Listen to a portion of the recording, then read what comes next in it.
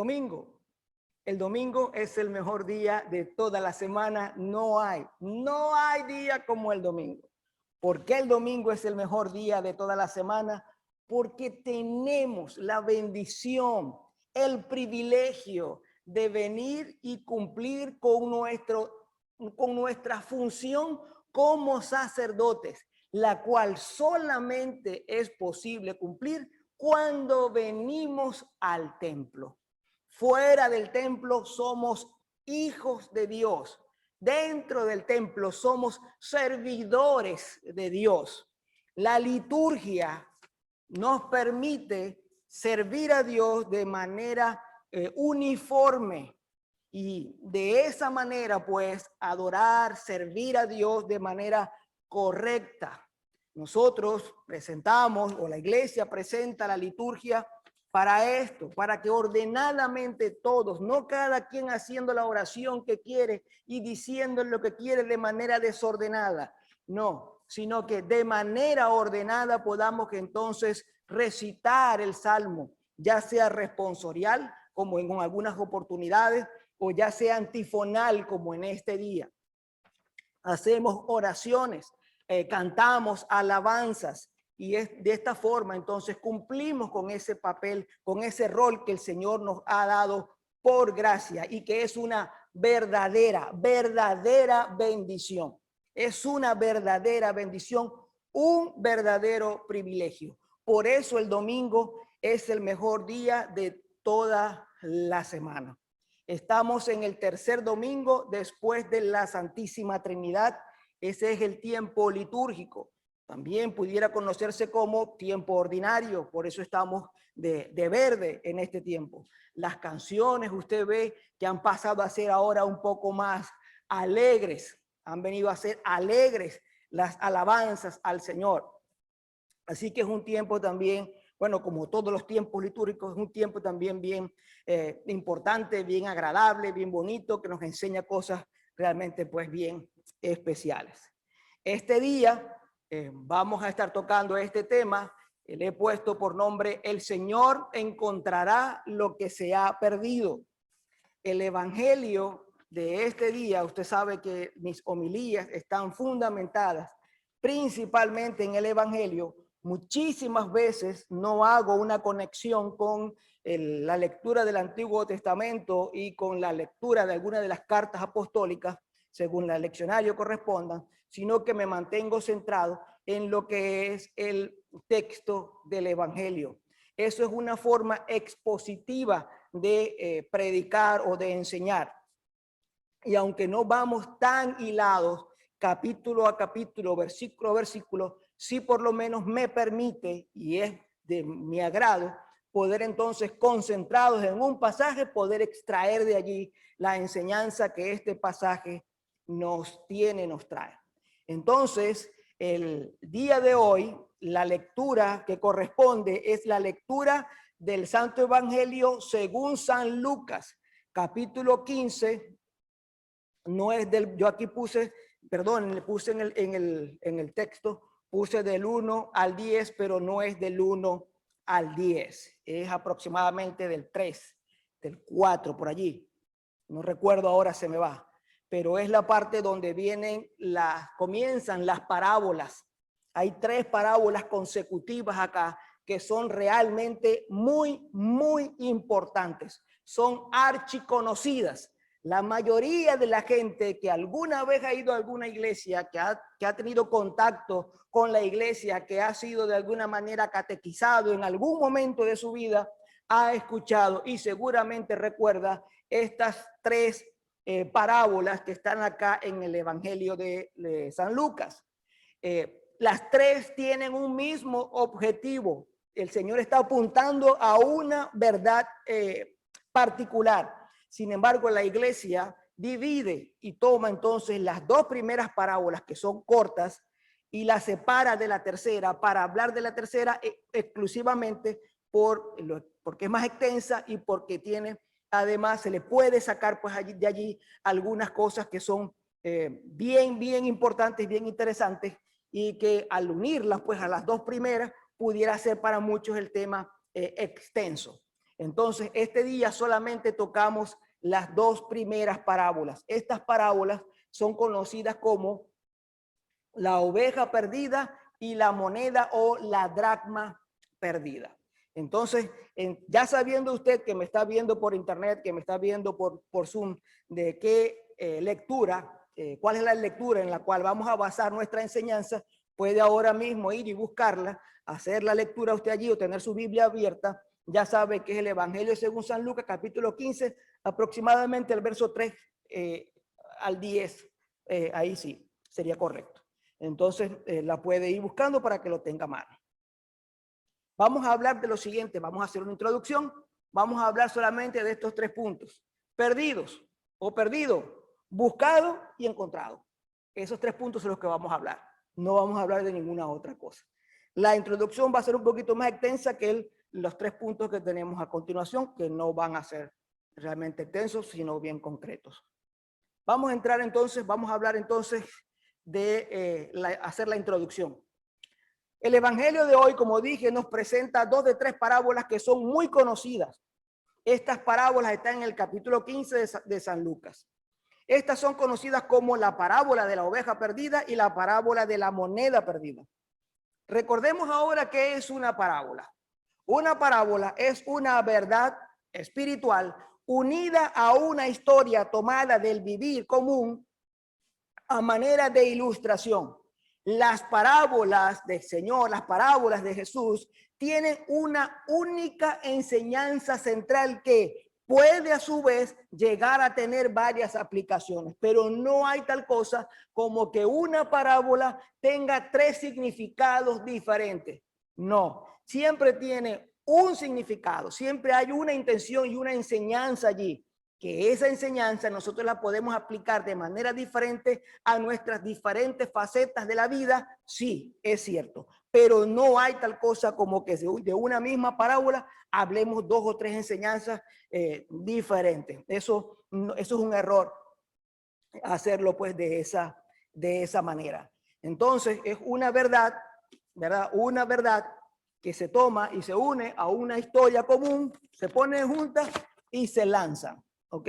Entonces separamos la historia o tomamos la historia y buscamos dentro de ella cuál es la verdad más, mejor dicho, cuál es la verdad que está enseñando el Señor allí, que es lo más importante en ese caso.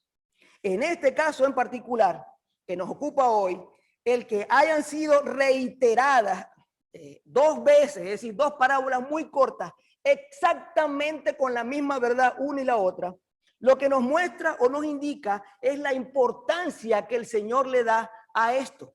No se quedó con una parábola simple, sino que al hacerla corta, viene y la reitera con una segunda parábola, pero que es básicamente la misma primera parábola. ¿Por qué? Porque le plació, porque no tenía más nada que decir o de qué hablar. No, para mostrarnos, para reiterarnos la importancia de esta parábola.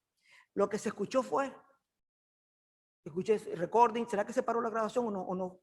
¿O fue otra cosa? Ok. Es que me pareció escuchar con un ruido, ¿no? Bueno, si me da tiempo hago este corte, si no lo dejo así, no importa, estamos en vivo. Bien, ¿cuál es la enseñanza central de estas parábolas? ¿Cuál es la enseñanza central de estas dos parábolas?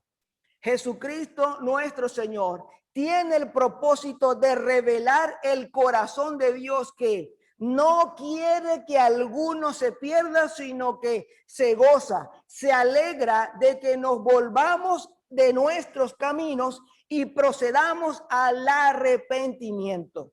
¿Procedamos a qué? Al arrepentimiento. El arrepentimiento no puede ser excluido de la salvación. Dentro del plan, dentro del proceso, como usted lo quiera llamar, que nos permite a nosotros nacer de nuevo y entonces tener la gracia de ver el reino de Dios y de entrar al reino de Dios. El arrepentimiento es un elemento primario, importante, que no puede ser separado. Cuando enseñamos estas parábolas y no le decimos a alguien, no le decimos a la gente, no lo expresamos, no lo invitamos a que haya un genuino arrepentimiento, a que miren su vida y entonces se preparen y den un paso cierto hacia adelante para dejar atrás de manera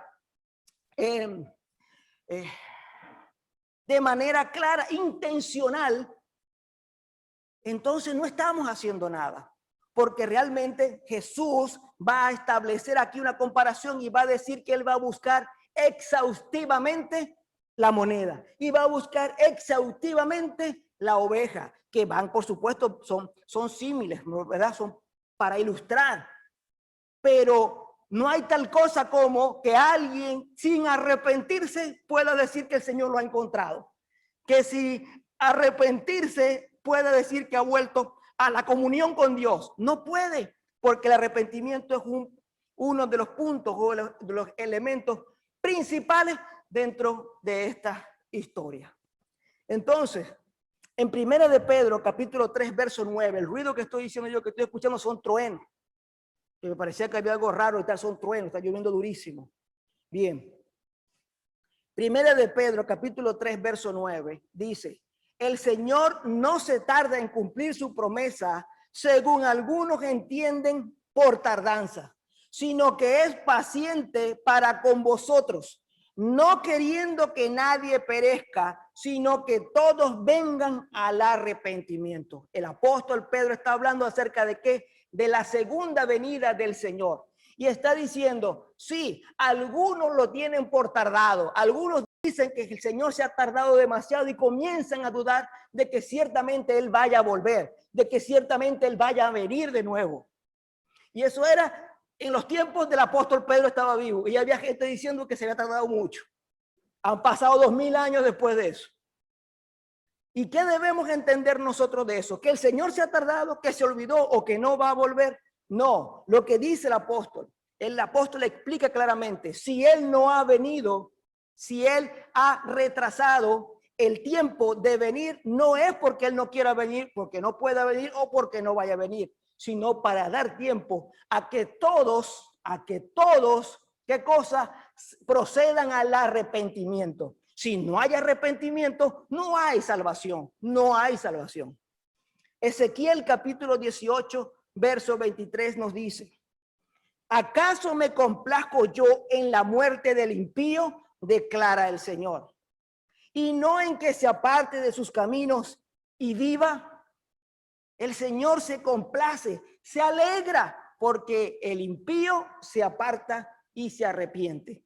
Sí, Padre, pero esos son los impíos, no somos nosotros. ¿Cuál es la diferencia entre un impío y un nosotros, verdad? Y un nosotros que se comporta como un impío. Porque un impío, ¿qué cosa es? Uno que no cree.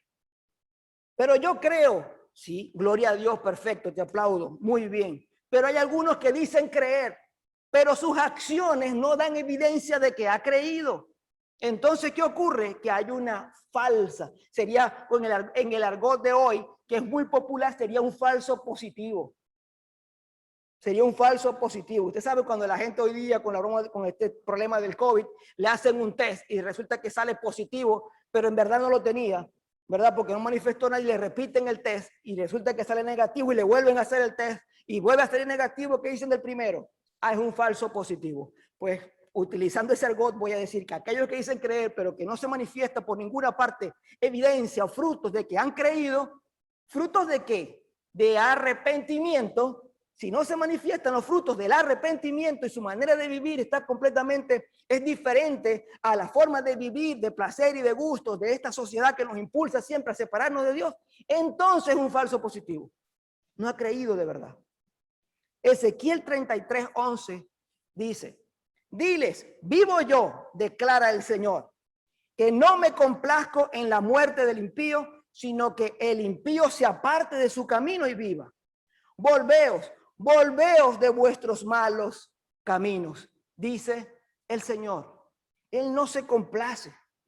Ahora, esto lo conocían, ¿verdad? Los oyentes de Jesús en el momento de las parábolas.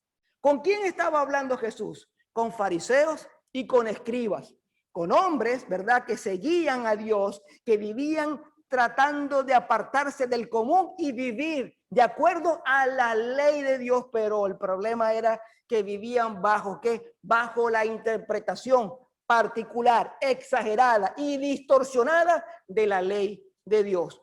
preocupados más por los asuntos externos que los asuntos internos.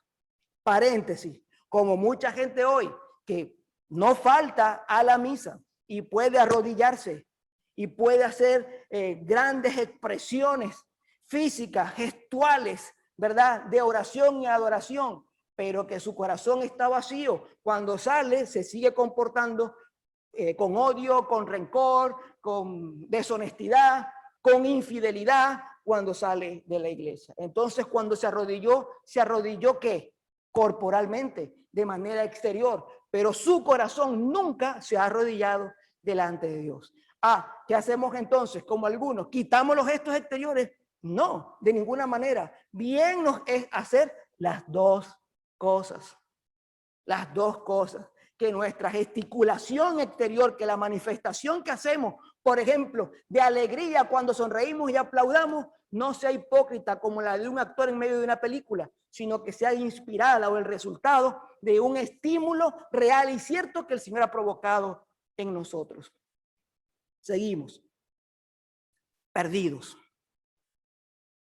Una de las cosas con la que más debo combatir es con lo que se denomina la autojusticia. ¿Qué es la autojusticia? Es la común autopercepción de ser lo suficientemente bueno, lo suficientemente honorable y lo suficientemente honesto y santo como para no recibir algún reproche de parte de Dios. Bueno, es que yo no soy tan malo. Yo no mato, no robo. Así es que, como yo no mato, como yo no robo, entonces no estoy tan mal. Hay gente que roba y mata. Sí, pero están tan mal los que roban y matan como aquellos que piensan que por no robar y no matarle es suficiente. Porque el problema, ¿verdad? Nuestro no es una mala acción. El problema nuestro es que el pecado que habita en nosotros nos mantiene, nos ha separado de la amistad y la comunión con Dios. Y necesitamos que eso sea reparado. ¿Cómo es eso posible? ¿Por alguna acción que nosotros podamos hacer? No, los muertos no pueden hacer nada, como ya me he escuchado a mí explicar esto en muchas otras oportunidades. Se trata de creer, de tener fe. Bueno, pero entonces tengamos fe. El asunto es que la fe no viene de nosotros, sino que también es regalo de Dios. Por tal razón, si yo tengo fe es porque Dios me la ha dado. El que dice tener fe es porque Dios mismo se la ha dado. Entonces la gloria, el mérito no es de la persona que cree, es de Dios que ha dado por gracia la fe para que creamos en él. Entonces, siempre debemos entender, estos fariseos y estos escribas creían sinceramente que Dios no tenía nada que reprocharles a ellos. Por eso cuando Jesús hablaba y les mostraba evidencia de que estaban equivocados por completo, ¿qué era lo que hacían? Se enojaban contra Jesús hasta el punto que llegaron a desear, y en efecto lo hicieron, matarle. Nosotros no podemos caer en eso, no podemos creer que nosotros somos suficientemente buenos como para que Dios no me reproche. No, fíjese esto. ¿Por cuál mandamiento vamos a ser todos nosotros juzgados? ¿Por cuántos de los 10 mandamientos? Alguien puede decir, por los 10, sí, pero yo le voy a decir que por el primero vamos a ser todos juzgados. Porque en el primero se resumen todos los demás. Si no, a Dios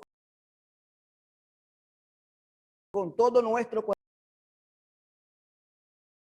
corazón y con toda nuestra culpable, no Cristo, nosotros creemos en la justicia de otro, justicia de nada, la justicia, la obra de Jesús, la santidad de Jesús se nos es endosada. Los méritos de Jesús no son endosados a quienes, a todos aquellos que hemos creído. Así es que si no estamos así, si no nos mantenemos de esa manera, si no creemos de esa manera, por supuesto que vamos a recibir reproche de parte de Dios. Pero por supuesto, esto que estoy hablando de la autojustificación no es nada nuevo. La autojusticia ha estado presente en el hombre desde que en el jardín del Edén se tragó aquel cuento de Satanás que le hizo desear y creer que realmente podía ser como Dios. Desde entonces, la clara tendencia de todos los seres humanos ha sido emanciparse de Dios. El hombre no ha hecho otra cosa que desear y querer emanciparse de Dios para no vivir bajo su autoridad, bajo su tutela o cualquier clase de subordinación o dependencia de Dios. Eso es lo que el hombre, lo reconozca o no, es lo que desea hacer. Así como hay niños hoy que se quieren emancipar de sus padres porque sus padres lo tienen bajo control. No puedes hacer esto, levántate, ve a la escuela, tiende tu cama, arregla esto, haz aquello, estudia, prepárate. Como le insisten en mantenerlo y enseñarle hábitos que son importantes aprender y asimilar, y ellos no quieren porque entienden esto como una camisa de fuerza que los aprisiona y no les permite libertad. Van ahora a las cortes a buscar qué cosa, liberarse, emanciparse del yugo que tienen por sus padres. Y no digo que no haya padres malos, seguramente los hay, pero está de moda. Es una tendencia en este tiempo, porque el ser humano es así. Quiere vivir de acuerdo a sus propios designios, establecer sus propias reglas y no rendirle cuentas a absolutamente a nadie. Eso, mis hermanos, es lo que significa o lo que debemos entender por perdido, por estar perdido por una persona perdida. Está perdido todo aquel que no vive bajo la tutela, dirección, guía y autoridad de Dios. Ese está perdido. Está perdido todo aquel que se aparta del camino estrecho que conduce al encuentro con Dios. Está perdido todo aquel que, apartados de las manos de su alfarero, se deja moldear, modelar por la manera de pensar y actuar de este mundo corrompido, corrupto, vuelto triza. Está perdido todo aquel cuya vida no gira en torno a Dios, sino que Dios es un elemento más entre los muchos que rodean su vida. Es decir, Dios no es el centro y la vida gira en torno a Dios. No, sino que ellos son el centro y así como giran las necesidades, los deseos de placer y de grandeza, también gira alrededor de él Dios. Y cuando quiere ocuparse y necesita algo, se monta, hace uso de este satélite que le está dando vueltas para que este satélite como herramienta le ayude a conseguir cosas que él desea, ¿verdad? Y que en ese momento pues no tiene. No es así, es al revés. Por tanto, el que no viva con Dios como centro está perdido. Miremos estos textos. Mateo capítulo 5, verso 20 dice, porque os digo que si vuestra justicia no fuere mayor que la de los escribas y de los fariseos, no entraréis en el reino de Dios. Si tu manera si tu justicia, ¿qué significa? Si tú crees como ellos que eres suficientemente bueno y que lo que tú haces por ti mismo es meritorio y te garantiza que Dios te recompense de alguna manera por lo que tú haces, estás completamente equivocado. La justicia de los escribas y de los fariseos era autojusticia. Se miraban a sí mismos como buenos hombres. Sin embargo, esto no les alcanzaba. ¿Por qué? Por causa del pecado. Por el pecado, toda la raza humana ha quedado destituida de la gloria de Dios y se ha apartado de Dios, se ha perdido. Romanos capítulo 3, verso 10 nos dice, como está escrito, no hay justo, ni aún uno, no hay quien entienda, no hay quien busque a Dios. Todos se desviaron de a una y se hicieron inútiles. No hay quien haga lo bueno, no hay ni siquiera uno. No hay. No hay. Si Dios apartara su mirada y su gracia de nosotros, todos, absolutamente todos, correríamos tras aquellos placeres corporales y dándole rienda suelta a nuestros instintos y más bajas pasiones. Esa gente que usted ve hoy que se deleita y sale en televisión, ¿verdad? Mostrando orgullo de ser aquello que Dios ha determinado que está mal, pues no es otra cosa que gente que ha sido abandonada, se le ha sido quitada la gracia de Dios sobre ellos y caminan completamente perdidos, cada día separándose más y más del Dios que da la verdadera vida. Buscados. Estábamos perdidos, pero hemos sido buscados.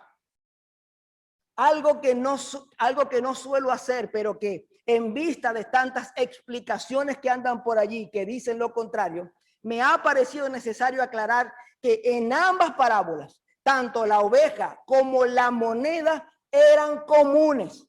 No hay nada especial, ni en la oveja ni en las monedas. No hay nada especial en ninguna de ellas, más que el interés que en ellas tiene el dueño o poseedor de las mismas. ¿Qué quiero decir yo con esto? Esto es un objeto, ¿verdad? Ciertamente no estoy seguro ni siquiera de que está aquí puesto porque nos ayuda a usar como pisapapeles en algún momento, pero exactamente no sé qué es. Esto pudiera ser algo bien corriente, seguramente pues sin mucho valor. Pero si yo estimo a esto, si yo por mi cuenta estimo a esto y le doy un valor, ya lo hace diferente a todas las piezas como estas que están en el mercado. Tal vez esto en el mercado valga, vamos a poner un precio, 10 centavos, pero cuando yo la tomo y la hago de mi propiedad y entonces la tomo para mí, va a valer lo que yo estime que valga. Alguien puede llegar y decir, te doy $5 y vale 10 centavos. Y yo puedo decir, no, ¿por qué? Porque esta es la mía. Le agarré cariño, me encariñé con ella. Pero la puedes ir a comprar por 10 centavos, muy bien, pero esto es, ¿verdad? Mío. Y como es mío, pues yo lo voy a guardar y lo voy a cuidar.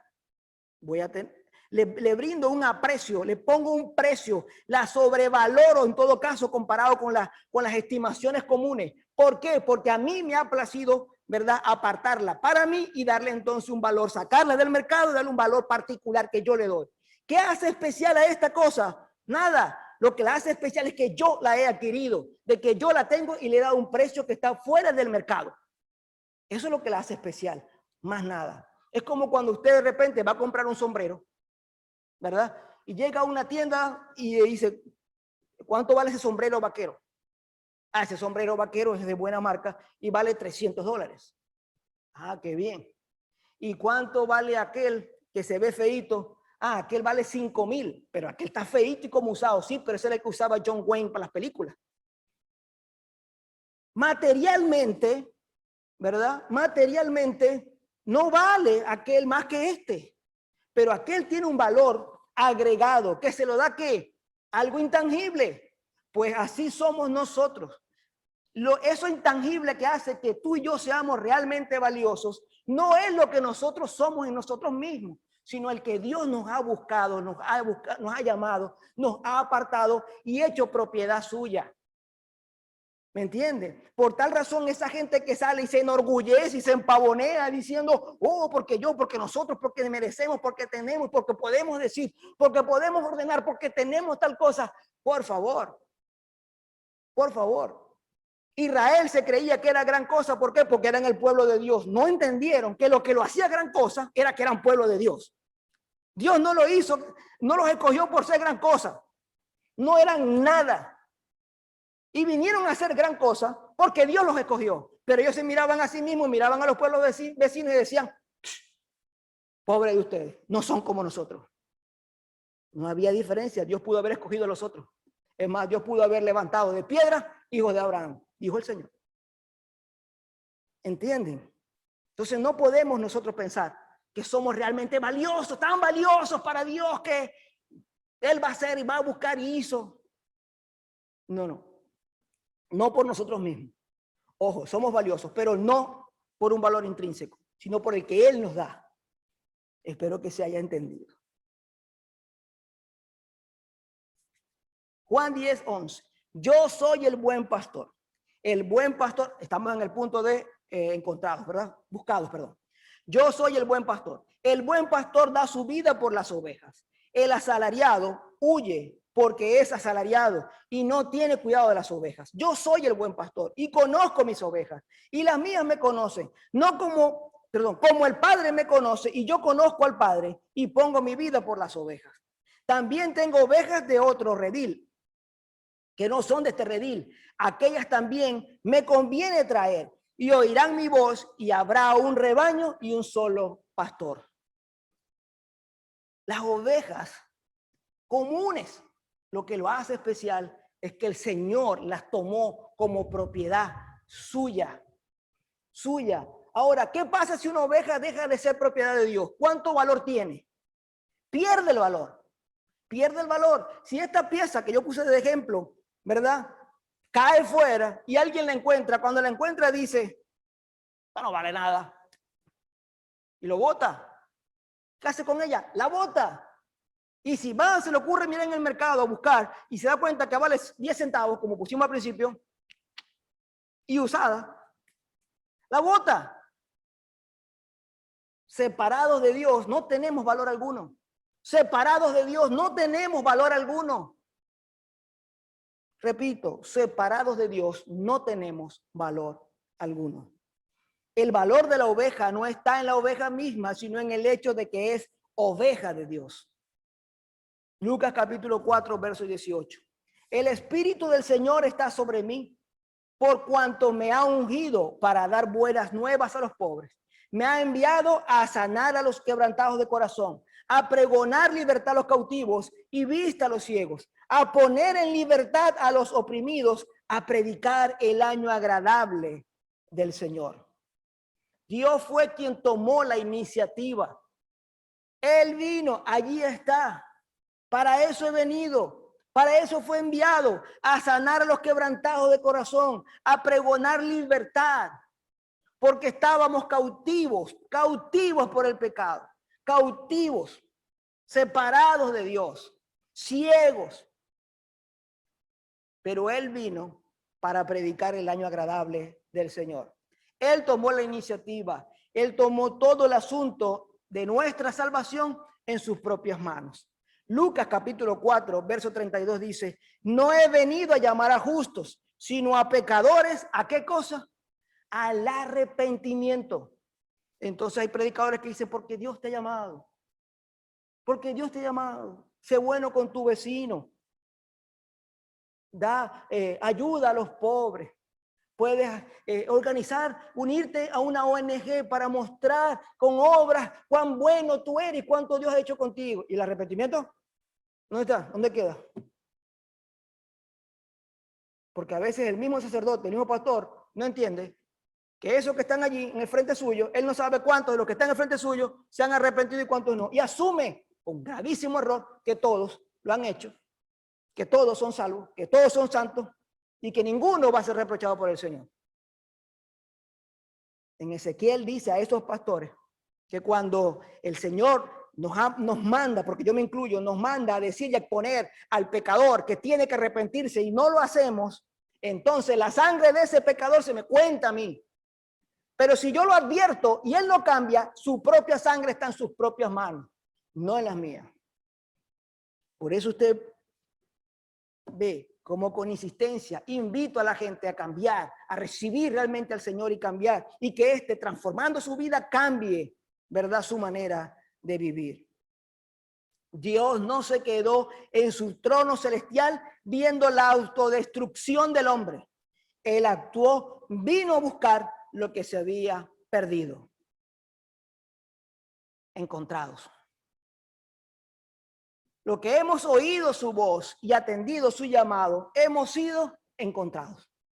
Oímos por medio de la predicación y la lectura la voz de Dios que nos invitaba o nos invitó en algún momento al arrepentimiento. Y hoy día, si tú estás escuchando y puedes ver, esta palabra en tu corazón te invita a hacer un cambio real, una transformación, te retrata como un selfie mostrándote, ¿verdad?, que tú no estás dando evidencia de un genuino arrepentimiento y frutos de ese arrepentimiento, entonces no desprecies la voz de Dios, sino que atiéndela. y arrepiéntete y deja que el Espíritu de Dios produzca en ti el arrepentimiento debido y necesario. El Señor nos invita a abandonar las ideas preconcebidas de Dios, de la salvación y de la vida eterna. También nos invita a ser serios, hermanos, porque tenemos que ser serios. Vivimos un tiempo de una iglesia completamente light. Mire, usted debería, yo veo constantemente, y perdónenme la gente que mire, déjeme confesarle algo. Yo nunca le he solicitado la amistad absolutamente a nadie en Facebook. Ni a una sola persona. Todas las personas que tengo como amigos en Facebook, todos me han hecho la solicitud de amistad a mí. Y si alguna vez ya alguien me está oyendo y dice, no, pero usted me la hizo a mí, bórreme. Porque yo en verdad no lo hice conscientemente. Si usted quiere, me borra, porque no lo hice conscientemente. Será un día que metí el dedo donde no era y me pudo haber pasado. Pero intencionalmente nunca le he hecho solicitud de amistad a nadie en Facebook. A nadie. ¿Por qué? Porque yo no quiero que alguien sea mi amigo para después yo entonces vea que yo escribo y digo cosas que le pueden ser duras. Y entonces la gente dice, voy a bloquear a este porque este nada más que habla y me hace sentir de esta manera. Mejor es que si tú quieres escuchar, entonces hazte amigo, solicita amistad, yo te acepto y después aguanta. Pero ¿qué digo? ¿Por qué digo esto? Porque yo tengo un montón de gente allí, ¿verdad? Que veo que ponen por un lado una palabra hermosa de Dios y por el otro lado viene con una vulgaridad increíble. ¿Qué es eso? De la abundancia del corazón habla la boca. No se puede ser fuente por un lado brotar bendición y por otro lado maldición. No se puede. Yo tengo gente ahí que estoy a punto, pero a punto de borrar, de eliminar, porque no hacen otra cosa que escribir groserías y vulgaridades. Todo gira en torno al sexo y yo digo, ¿pero qué es esto? Pero son hermanos en Cristo. En la primera publicación de la mañana es la oración del día. Y la tercera, no les digo porque es ofensivo hasta mencionarlo aquí. Y veo gente decir, Dios mío, salva a toda esta gente que son todas estas mujeres son unas sinvergüenzas todas que salen a la calle casi desnudas. Y de 2 días después ves las fotos de ellos y entonces tú dices, pero bueno, entonces. Entonces no es la misma que está diciendo que los otros salían desnudos y como esta foto aquí. ¿Cómo es eso? Hay que ser coherente. Hay que dar testimonio real de lo que somos. En una iglesia light tremenda.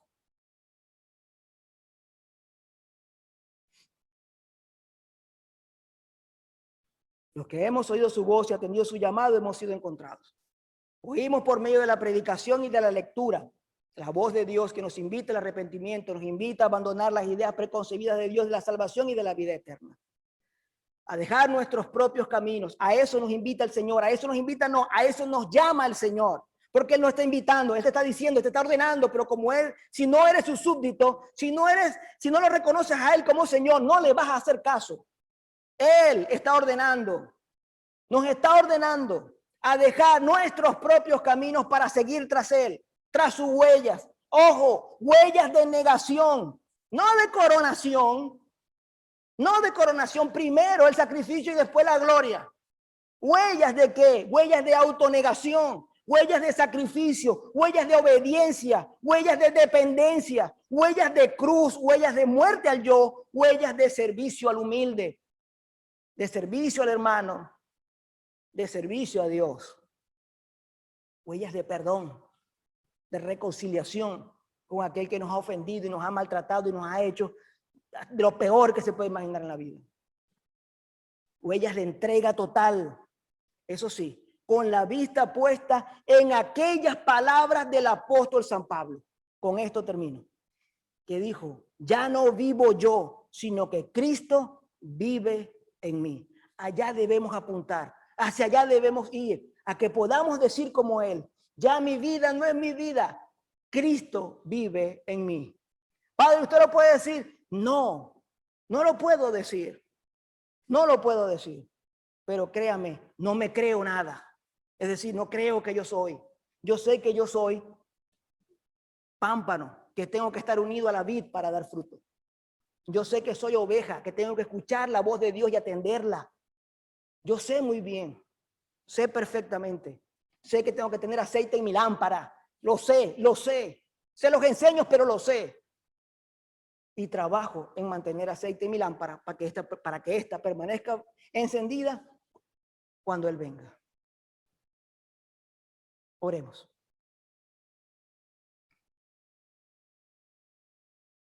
Cerremos ahora nuestros ojos, elevemos nuestro corazón al cielo y en intimidad con Dios digamos juntos: amado Señor, reconozco sinceramente que soy una oveja perdida. No he atendido tu voz ni a tu santo consejo y me alejé de ti y he ido en mi propio camino.